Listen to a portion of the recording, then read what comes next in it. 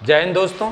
चलो एक बार फिर से हम लोग स्टार्ट करते हैं। एनडीए आपका फर्स्ट है 2021 का पेपर, और उसमें हम लोग आज स्पॉटिंग एरर पे बात करेंगे। इसके पहले हम लोगों ने एनडीए 2022 फर्स्ट का सॉल्यूशन ले लिया, कॉमन एरर का और एंटोनिम्स और सिनोनिम्स का, और 2021 के सेकंड पेपर का हम लोगों ने सॉल्यूशन ले लिया। अब यहाँ पे 2021 का ही फर्स्ट पेपर है एनडीए का, और उसके स्पॉटिंग एरर का सॉल्यूशन आज लेंगे। और इसमें कोशिश ये रही कि इससे आपको एक गेस्ड क्वेश्चंस के लेबल्स और वो सारी चीज़ें समझने का मौका मिल रहा है कि कैसे उसका सॉल्यूशन फाइंड आउट किया जाए और क्या क्या हम लोग पढ़ना होगा कि कम समय में मैक्सिमम क्वेश्चन अटेम्प्ट करें। तो इसका ध्यान आप लोग रखिएगा।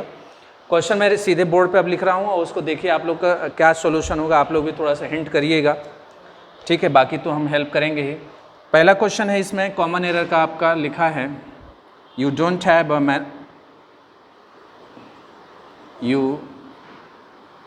Have a monopoly on suffering.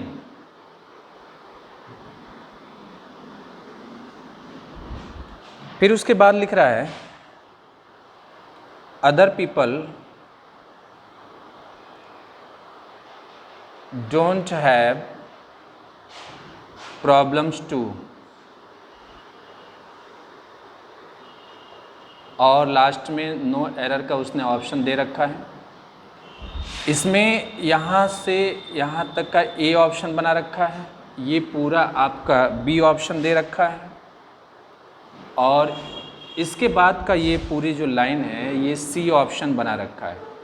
थोड़ा सा आप लोग एक बार सेंटेंस को पढ़ें और उसके सॉल्यूशन को बताने की कोशिश करें, देखें क्या एग्जैक्ट आंसर मिल रहा है कि, या पहले तो आप सेंटेंस को पढ़िए, उसके एक्सप्रेशन के अनुसार देखिए कहाँ पे खटक रही है बात।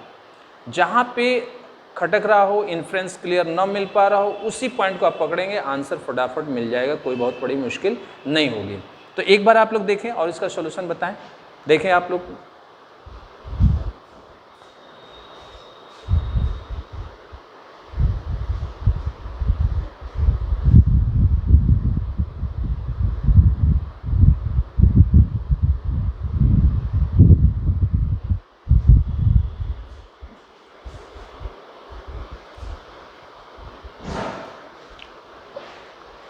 चलिए मैं बताता हूँ। यहाँ पे लिखा है, you don't have a monopoly on suffering. Suffering का मतलब पीड़ा दुख होता है, मोनोपोली का मतलब एकाधिकार होता है। अब इसका पूरा लाइन का मीनिंग आता है कि जो दुख या पीड़ा है, कठिनाइयाँ हैं, तकलीफ़ है, उस पर किसी का अधिकार नहीं है, यानी आपका अधिकार नहीं है। ऐसा क्यों? क्योंकि दूसरे लोग भी, है ना। अब यहाँ पे डोंट हैव प्रॉब्लम्स टू लिख रहा है, दूसरे लोग भी ऐसी समस्या में हैं, है ना, ये कहना चाहिए। दूसरे लोगों को भी पीड़ाएं हैं, कठिनाइयाँ हैं, पॉजिटिव सेंस आना चाहिए। बट यहाँ पे कह रहे हैं कि दूसरे लोगों के पास भी समस्याएं नहीं हैं। तो ये नेगेटिव जो एक्सप्रेशन है ना, ये पूरे सेंस को क्या कर रहा है, बिगाड़ रहा है। अगर इस नेगेटिव एक्सप्रेशन को हम हटा देते हैं तो ये सेंस बिल्कुल क्लियर हो जाता है कि आप अकेले दुख पीड़ा या कठिनाइयों पे एक अधिकार नहीं, बल्कि दूसरे लोग भी पीड़ित हैं उन कठिनाइयों से, ये कहना उचित होगा। या दूसरे लोगों को भी ऐसी कठिनाइयाँ हैं, समस्याएं हैं, अफर्मेशन के सेंस में। तो ये अफर्मेशन का सेंस लाना है, और यहाँ पे नेगेटिव एक्सप्रेशन दे रखा, अतः यहाँ पे ये गलत है। ये पूरा पार्ट रिमूव किया जाएगा। इसका आंसर बनेगा सी, इसका करेक्ट आंसर बनेगा सी। और इस तरह से हम लोग इस क्वेश्चन का सोल्यूशन ले रहे हैं एक्सप्रेशन के आधार पे। चलिए अगला क्वेश्चन मैं रखता हूँ बोर्ड पे और उसका सोल्यूशन फाइंड आउट करते हैं। ये क्वेश्चन एनडीए 2021 का फर्स्ट पेपर है और उसके स्पॉटिंग एरर के क्वेश्चंस का सोल्यूशन दिया जा रहा है, और इससे आपको एक अनुमान लगेगा कि क्या क्वेश्चन है और कैसे क्वेश्चन का सोल्यूशन निकाला जाता है। अगला क्वेश्चन मैं बोर्ड पे रख रहा हूँ, उसका सोल्यूशन क्या होगा देखिएगा, जिसमें लिखा हुआ है next question second number, if you say that someone, इसके बाद ऑप्शन दे रखा, फिर यू एडमायर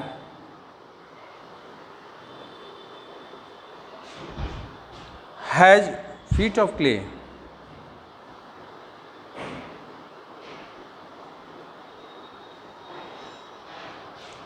अब इसके बाद फिर यहाँ से अगला सेक्शन बन गया, you mean that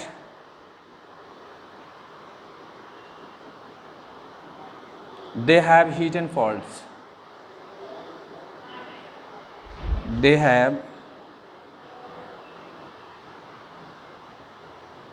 hidden faults. फिर इसके बाद नो एरर का ऑप्शन दे रखा है। ये पूरा सेगमेंट आपका सी सेक्शन का है और यहाँ से ये पूरा आपका बी है और ये आपका ए है। अब आप लोगों को इसका सॉल्यूशन बताना है क्या होगा। करेक्ट आंसर देखिए और उसका सॉल्यूशन निकालना। पहले तो एक चीज़ देख लीजिएगा, पूरा क्वेश्चन पढ़ लीजिए, पढ़ने के बाद उसका सॉल्यूशन बताइए क्या होगा। पहले पूरे सेंटेंसेस को ध्यान से पढ़ लीजिए, एक्सप्रेशन निकालिए, उसके अनुसार डिसीजन लीजिए कि एग्जैक्ट आंसर क्या होगा।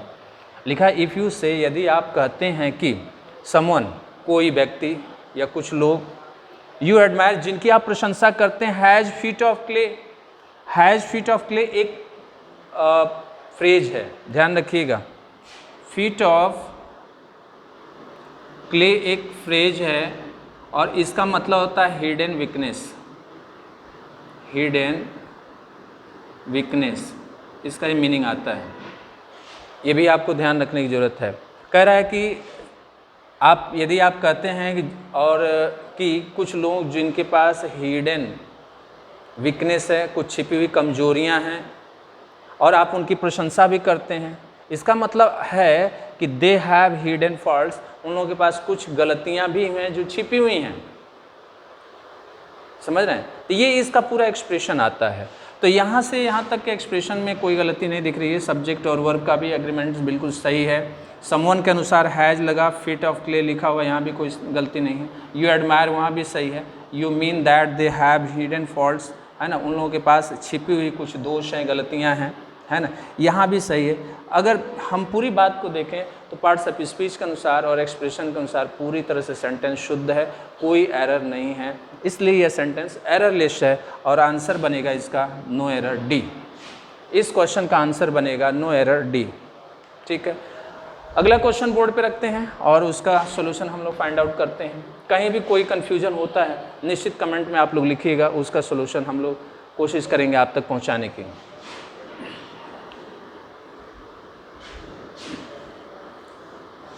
अगला क्वेश्चन है बोर्ड पे जो रख रहे हैं, लिख रहा है ही refuse to change,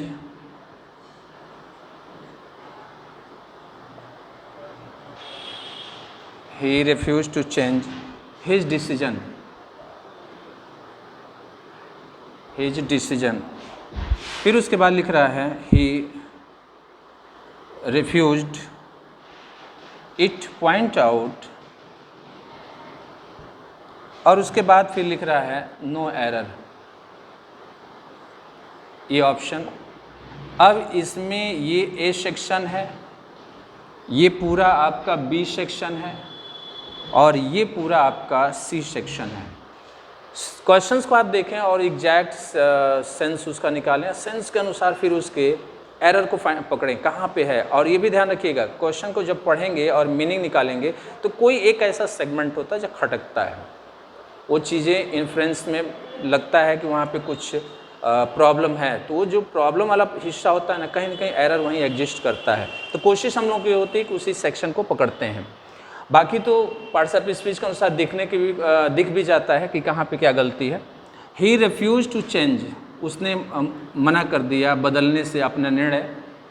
he refused it point out, देखिएगा अब यहाँ पे एक चीज़ें हैं, कीवर्ड आप पकड़िए। रिफ्यूज के बाद इन्फिनेटिव वर्ब लगा रहा है, देख रहे हैं, लेकिन यहाँ पे रिफ्यूज के बाद कोई इन्फिनेटिव फिगर नहीं दिया है, बिल्कुल नहीं। तो ये गलत हो गया। यहाँ पे भी इन्फिनेटिव देना चाहिए, मतलब टू के साथ वर्ब की first form, two plus verb first form, ऐसा देना चाहिए, है ना। तो अब इसको हमें बनाना होगा, लिखना होगा। तो इसका करेक्ट फॉर्म जो बनाएंगे तो यहाँ पे टू हमें रखना पड़ेगा, जो तो जाके सही होगा। ठीक है, क्योंकि इसके साथ में इन्फिनेटिव बनेगा, इन्फिनेटिव लगेगा तो एक करेक्ट होता है। बट अभी भी लिखना पूरा सही नहीं है। अब कैसे इसको लिखेंगे? लिखेंगे टू पॉइंट इट आउट, ये जाके सही होगा। अगर इतना पूरा इम्प्रूव करके लिखा जाए तो, समझ रहे हैं, तब जा कर के ये सही होगा। उसने इस बात को बताने से भी इनकार कर दिया, निर्देशित करने से भी इनकार कर दिया, ठीक है। यानी वो अपने निर्णय को बदलने से भी मुकर गया, इनकार कर दिया, और बात बताने से भी इनकार कर दिया, उसको व्याख्या करने, निर्देशित करने से भी इनकार कर दिया। तो यहाँ पे क्या कर रहा है, पॉइंट के बाद फिर ऑब्जेक्ट दिया गया है, फिर उसके बाद आउट प्रिपोजिशन लिखा जा रहा है, जो पूरा तरह से कंप्लीट एक्सप्रेशन में आ रहा है और मीनिंग भी बिल्कुल स्पष्ट है। अतः इसका आंसर होगा सी, और इसका करेक्ट फॉर्म बनेगा 2 पॉइंट इट आउट। अब चलिए अगला क्वेश्चन रखता हूं बोर्ड पे और उसका सॉल्यूशन फाइंड आउट करते हैं हम लोग, क्या होगा उसका correct solution.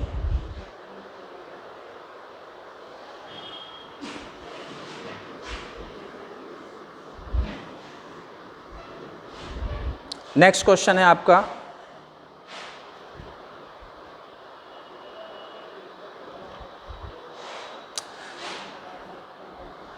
The importance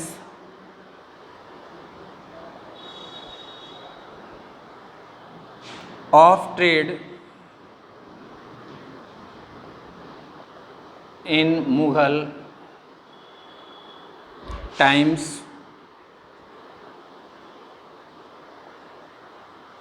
reinforced the cultural definition of wealth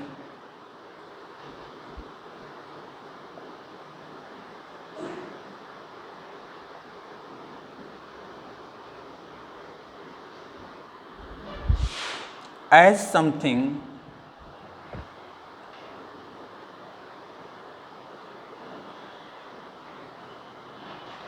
comprising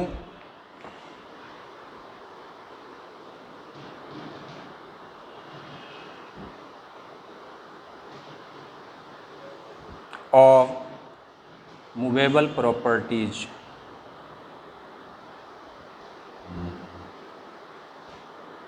movable property.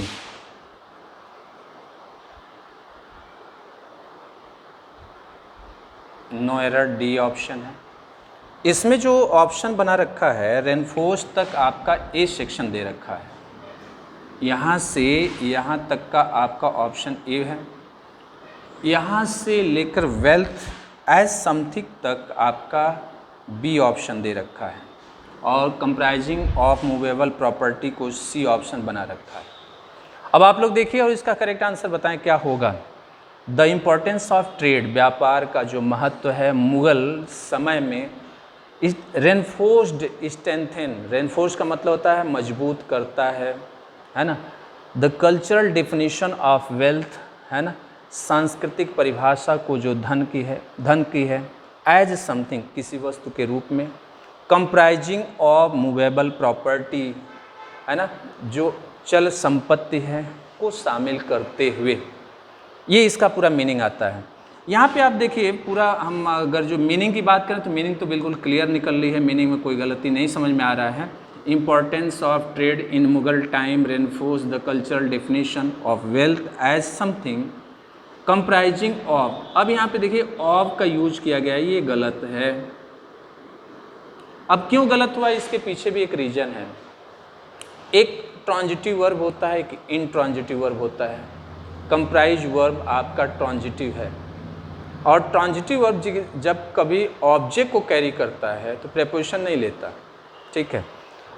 एक तो इसका ये कॉन्सेप्ट हो गया, इस वजह से वहाँ पे गलत है। कोई भी ट्रांजिटिव वर्ब ऑब्जेक्ट को अपने साथ लेगा तो किसी प्रेपोजिशन को रखता नहीं है, तो इसी वजह से यहाँ पे गलती है। दूसरा, आपको बता दें कि कंसिस्ट ऑफ एक वर्ब है, कंसिस्ट अपने साथ हमेशा ऑफ रखता है, और इसी का दूसरा रूप होता है कंप्राइज, ठीक है। या तो कंसिस्ट ऑफ लिखें या तो कंप्राइज लिखें, ठीक है। कंप्राइज के साथ ऑफ का यूज नहीं होगा, बट कंसिस्ट के साथ ऑफ का यूज होना है, नहीं होगा तो गलत हो जाएगा। तो अब यहाँ पे इस आधार पे भी गलती है और इसको हम हटा देंगे। इनका मीनिंग होता है रखना, शामिल करना, रखना और शामिल करना। एक एग्जाम्पल और बता दें, इस पर क्वेश्चन पूछा चुका है। जैसे वेट फॉर होता है, ये इक्विवेलेंट होता है अवेट के, इस पर भी कई क्वेश्चन बना हुआ है। तो वेट के साथ फॉर की आवश्यकता है, बट अवेट के साथ किसी प्रेपोजिशन की आवश्यकता नहीं है। वो मीनिंग, वह सेंस अपने में मौजूद रखता है। इसलिए वहाँ पे किसी प्रेपोजिशन को हम नहीं देंगे। अगर ऐसा करते हैं तो गलत हो जाएगा। तो वेट के साथ फॉर लगाएंगे और अवेट के साथ फॉर का प्रयोग नहीं होगा। इनका मीनिंग क्या होता है? प्रतीक्षा करना, प्रतीक्षा करना, किसी का इंतजार करना। तो अब इस आधार पर हम देखें तो ऑफ का प्रयोग गलत है, आंसर होगा सी। इस क्वेश्चन का आंसर होगा सी।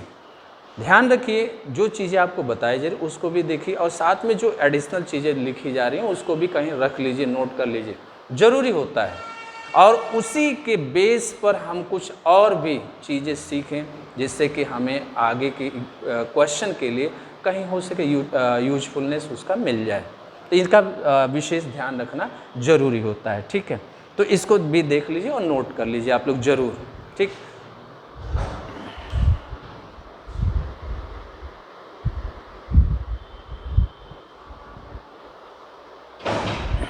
चलिए अब अगला क्वेश्चन मैं बोर्ड पे रख रहा हूं और उसका सॉल्यूशन लेते हैं।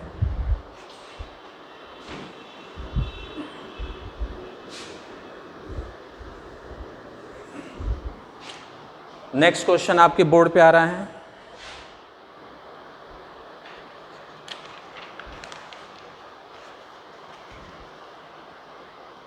जिसमें लिखा है in the 19th century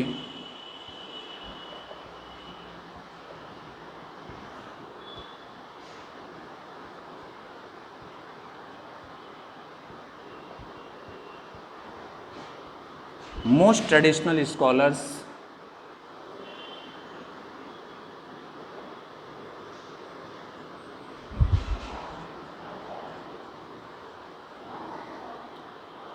tried to stay clear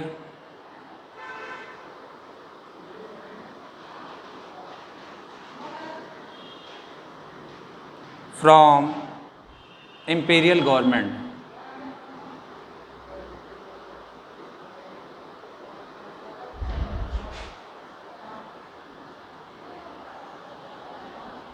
imperial government, ये इसका पूरा क्वेश्चन है। लास्ट में नो एरर का ऑप्शन दे रखा है। इसमें जो सेक्शन बटा हुआ है सेंचुरीज तक ए पूरा है, फिर इसके बाद मोस्ट ट्रेडिशनल स्कॉलर तक आपका यहाँ तक बी लिखा है, tried to stay clear from imperial government तक सी ऑप्शन दे रखा है। अब इसको भी आपको ध्यान से देखना है, पढ़ना है और समझना है और उसके अनुसार सॉल्यूशन फाइंड आउट करना है। ठीक है, in the 19th century most traditional scholars tried to stay clear from imperial government, राजशाही सरकार। 19वीं सदी में अधिकांश व्यापार परंपरागत विद्वान कोशिश किए to stay clear from imperial government. बिल्कुल क्लियर मिल रहा है, देखिए आप लोग पकड़िए और उसके अनुसार सॉल्यूशन बनाने की कोशिश करिए, एग्जैक्ट आंसर क्या होगा। ठीक है, अब आप लोगों को बताएं कि ये स्टे क्लियर वर्ड है, इसके साथ जुड़ने वाला जो प्रेपोजिशन है ना वही रॉन्ग है। यहाँ पे आपको बताएं टू स्टे क्लियर ऑफ होता है, फ्रॉम नहीं लगता उसके साथ।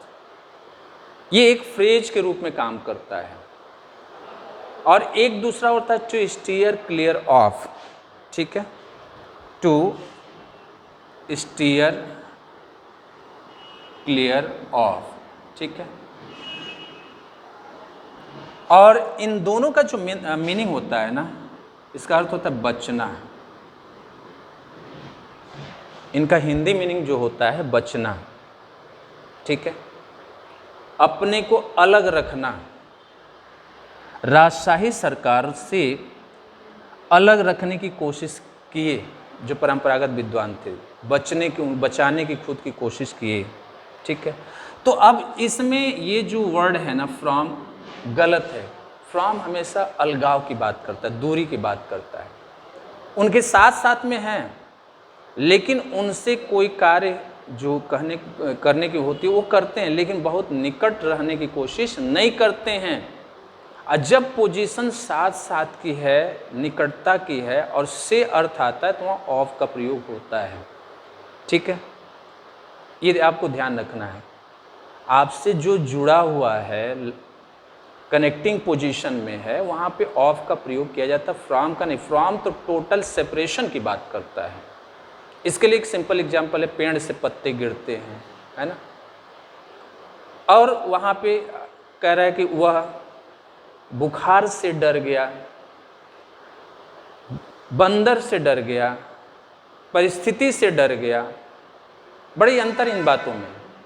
अब ऑफरेड ऑफ लगाते हैं ना, ऑफरेड के साथ ऑफ क्यों? कोई बात ऐसा है जो आपसे जुड़ा हुआ, उससे भयभीत होते हैं, ऑफरेड ऑफ का प्रयोग होता है। तो ऐसे सेंस में यहाँ ऑफ लगाना ही सही है, ठीक है, और ये आपका गलत है। और दूसरा, ये पूरा कंप्लीट एक फ्रेज बनता है जिसका मतलब होता है टू अवॉइड, ठीक है। तो इस तरह से इसका करेक्ट आंसर बनेगा सी, और अब जाकर इसका सॉल्यूशन क्लियर हो जाएगा जब ऑफ वहाँ पे लगा देंगे। आइए अगला क्वेश्चन रखते हैं और उसका सॉल्यूशन बनाते हैं।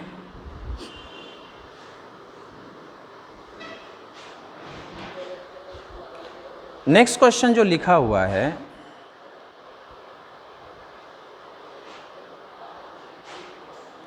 he began his discussion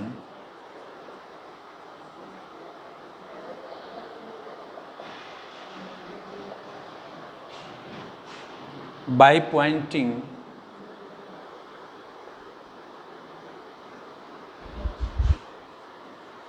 over that man and women had different biological functions.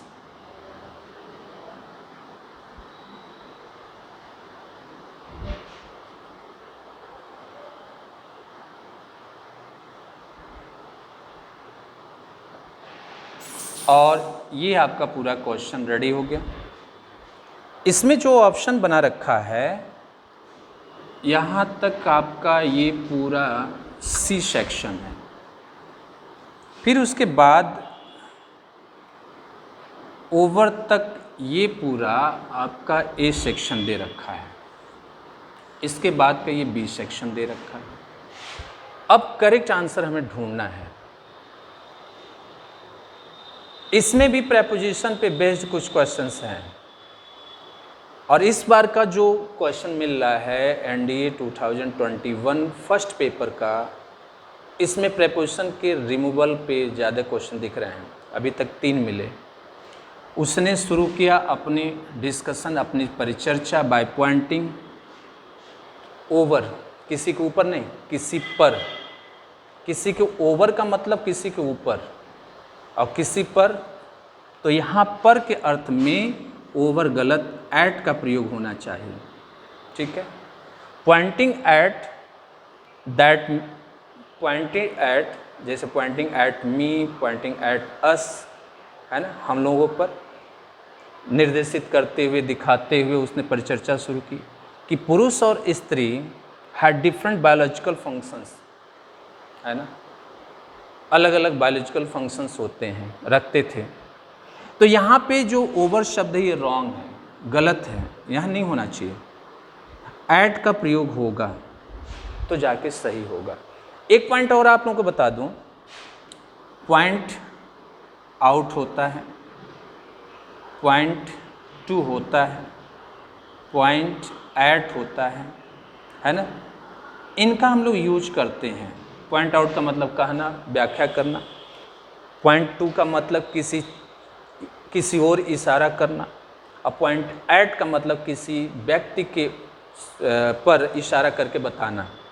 तो जब भी एट आएगा तो इनके साथ जनरली पर्सन जुड़ता है ना, और पर्सन की ओर इशारा करते हुए पूरी बात कही जाती है।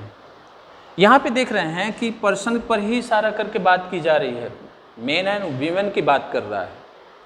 तो ऐसे सेंस में भी हम देखें तो ये ओवर गलत है, ऐट का प्रयोग होगा। और ओवर का प्रयोग तो वास्तव में वैसे भी गलत है, तो ये ध्यान रखिएगा। और इस तरह से इस प्रश्न का उत्तर जो मिल रहा है ए, इसमें ओवर नहीं होना चाहिए, ऐट का प्रयोग होना चाहिए। अगला क्वेश्चन मैं रखता हूँ बोर्ड पे, और इसका जवाब क्या होगा देखिएगा। बहुत ही सिंपल क्वेश्चन है ये।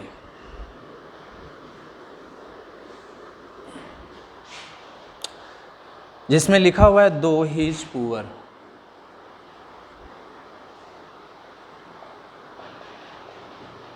फिर उसके बाद लिख रहा है बट ही इज ऑनेस्ट, ये सी हो गया, ये आपका बी हो गया और ये पूरा ए हो गया। ठीक है, इस तरह से ये पूरा क्वेश्चन तैयार हो गया। छोटा क्वेश्चन है, नो एरर, डी हो गया। तो यहाँ पे बहुत ही सिंपल है, जब भी दो या ऑल दो आता है तो बट का प्रयोग नहीं होता। इनके स्थान पे एट या तो सिंपल कॉमा लगाते हैं, या तो एट या तो कॉमा लगाते हैं और तब जाके सेंटेंस बनता है। यद्यपि वो गरीब है फिर भी, तो भी का अर्थ देता है कौन? एट। ही इज ऑनेस्ट, वह ईमानदार है। और दोनों क्लॉज का जो एक्सप्रेशन एक दूसरे का विरोधी एक्सप्रेशन होता है। तो ऐसे एक्सप्रेशन में हम लोग इनका प्रयोग करते हैं और दो के साथ हमेशा एट का प्रयोग होगा, बट का प्रयोग नहीं होगा। इसलिए वहाँ पे बट क्या है? रॉन्ग है, गलत है। अब अगला क्वेश्चन मैं रखता हूँ और इसका आंसर जो बनेगा बी होगा, ध्यान रखिएगा। इसमें जो आंसर होगा बी होगा। नेक्स्ट क्वेश्चन,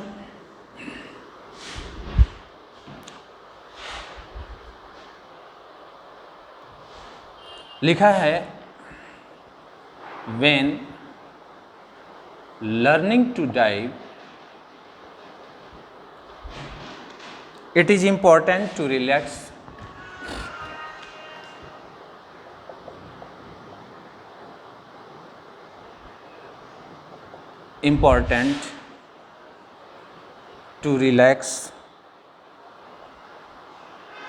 in between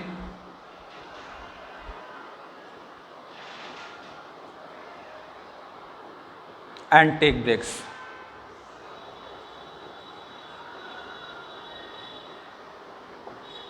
अब यहाँ पे क्वेश्चन आपका बन गया,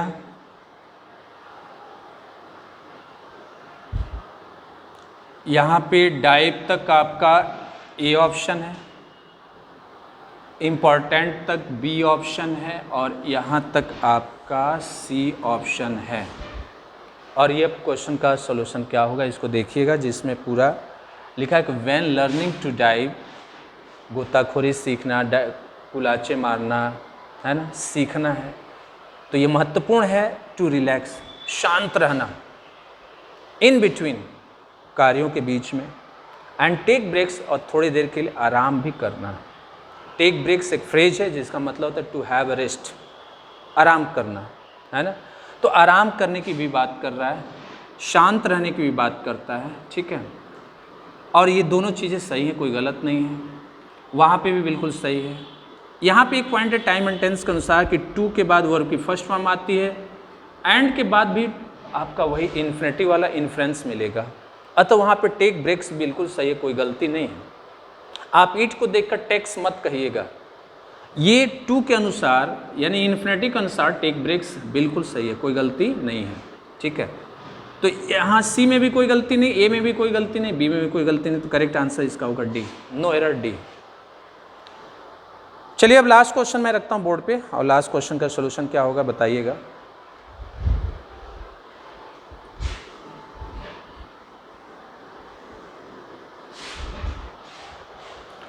लास्ट क्वेश्चन में लिखा है आई हैव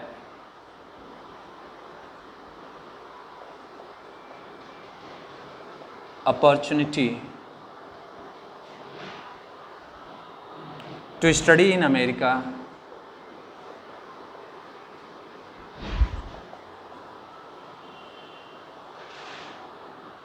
next year। अब ये आपका क्वेश्चन कंप्लीट है। यहाँ पे अब हमने आंसर ऑप्शन बनाया जिसमें आपका ये ए ऑप्शन है, ये आपका बी ऑप्शन है, ये आपका पूरा सी ऑप्शन है। और इनका करेक्ट आंसर क्या बनेगा आप लोग बताएं, देखें। लिख रहा है I have the opportunities to study in America next year.